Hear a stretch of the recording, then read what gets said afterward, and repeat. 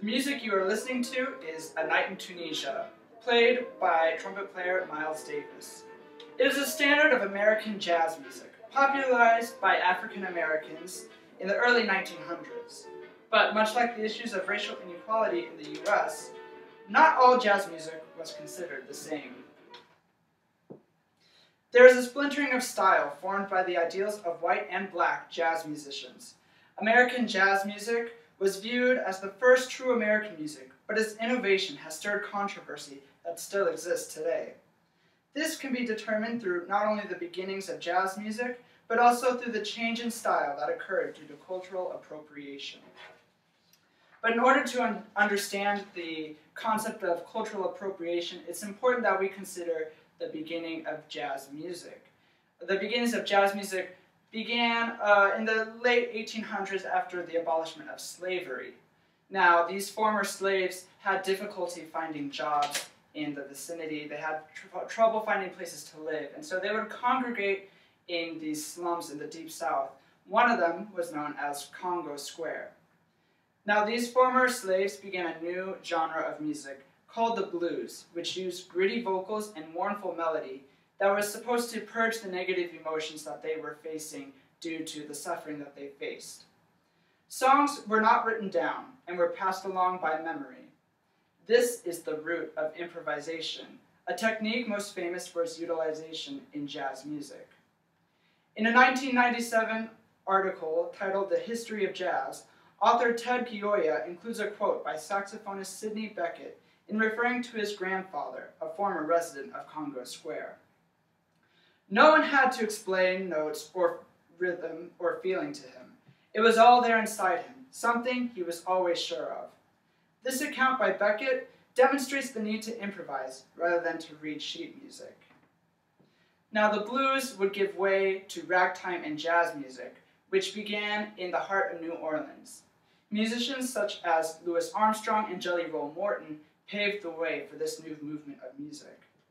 Tunes such as When the Saints Go Marching In were memorized quickly by jazz musicians and were often learned by ear, as very few of them had professional training. Congo Square roots pre-established the importance of improvisation, and tight harmonies and syncopations alienated the white audience, who found that the music to be a bit too different from the European classical music that they were accustomed to. Jazz quickly established itself in America, especially in urban cities such as Chicago and St. Louis. The jazz musicians then found success as America itself finally embraced jazz music.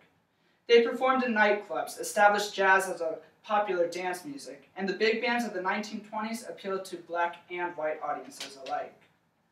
Jazz's sudden popularity would last for generations and influence today's music, such as hip-hop and rock music. Unfortunately, jazz music also created controversy, because while jazz music grew popular, it also produced cultural appropriation due to the white musicians who began to practice this sudden love of jazz music. White musicians included Benny Goodman, Bix Beiderbecke, and Glenn Miller, and they had professional training, which allowed them to use music theory in not only their compositions, but in music theory for improvisation as well. The result was a splintering of style between white and black jazz music.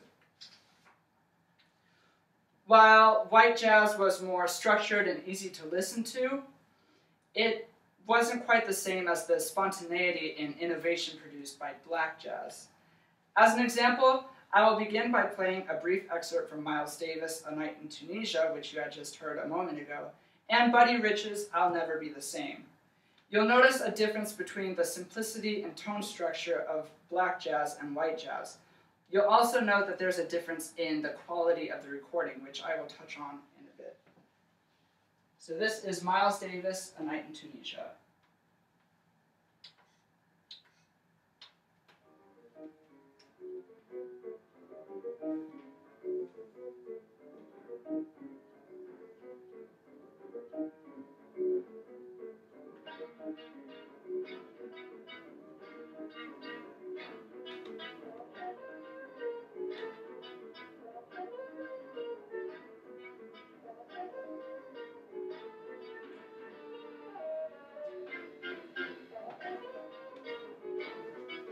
So you kind of get an idea of the tonal structure of the piece. It's very modal in nature, which means it's not your standard major or minor key that you would expect. Now we move on to I'll Never Be the Same, performed by Buddy Rich.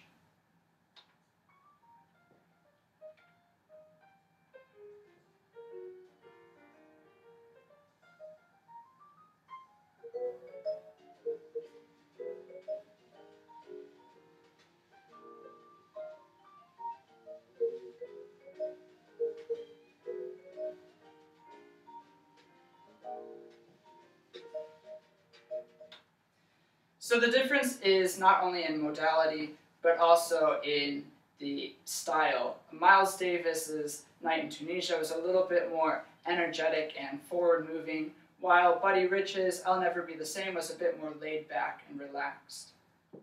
Now, this new movement of white jazz musicians created apprehension among African Americans, who deemed it unfair that white musicians would claim jazz as their own.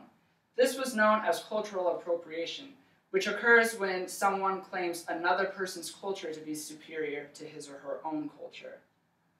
Now, there are two different sides you can take to this argument as to whether it was okay for white musicians to practice jazz or not.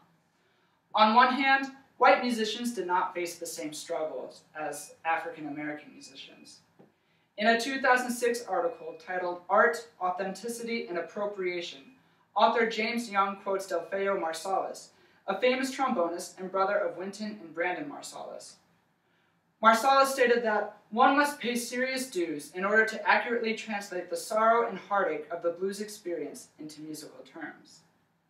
Likewise, in another article by Young titled Profound Offense and Cultural Appropriation, Young asserts that white musicians who appropriated musical styles from African Americans had opportunities to record and perform that minority musicians were denied.